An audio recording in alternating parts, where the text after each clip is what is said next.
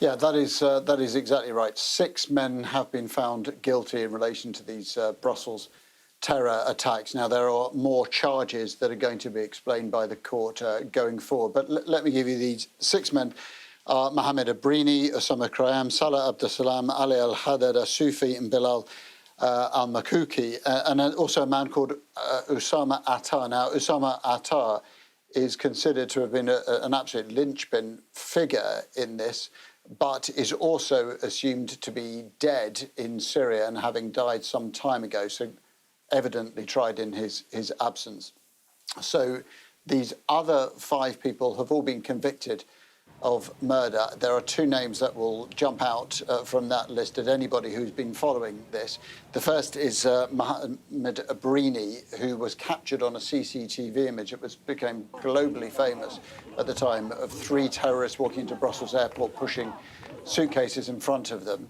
2 of those men died.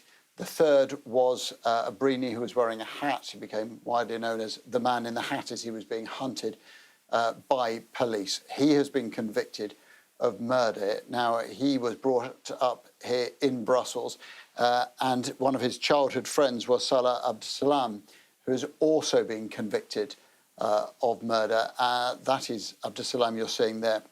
Now, he was a significant figure in the Paris 2015 attacks, and was almost a catalyst for these Brussels terrorist incidents, because he had been helping to plan future attacks that they were going to be held in France during the European Football Championships. Then he was clearly on the run, having escaped those 2015 Paris attacks.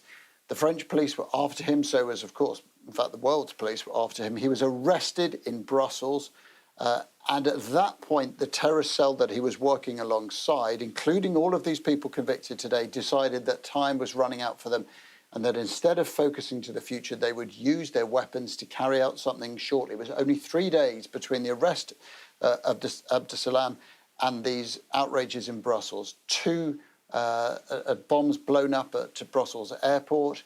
Of course, that's where Abrini was. And then a further bomb going off in the Brussels metro.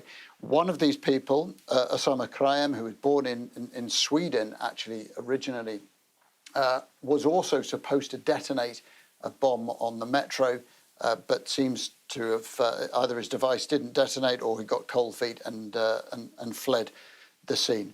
So these 6 people have all been convicted. There were 10 people on trial. One of them was cleared by the prosecution. Actually, they asked for charges against him to be dropped, said that they hadn't had enough evidence. His brother, these are the Farisi brothers, was also considered to have rather sort of limited evidence against him. I think there will be interest in the fact that the charges have been, or rather 2 further men have been acquitted on the charge of murder. As I said, the court is continuing to hear verdicts. This isn't just about murder. It's also about charges of attempted murder, about membership of terrorist organisations, about helping to plot a terrorist attack.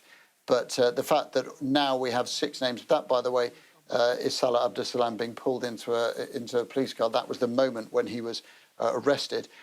I think it will feel like some closure. And, Mark, it is worth saying that Abdeslam is already serving 2 very, very lengthy prison sentences, including for his part in the Paris attacks, where he knows he'll never be let out of prison. Abrini also convicted of involvement. That several of these other people also were involved in these Paris attacks. It takes us back to that nexus when there were Europe felt like it was under attack. For Belgium today will feel like a point of some closure.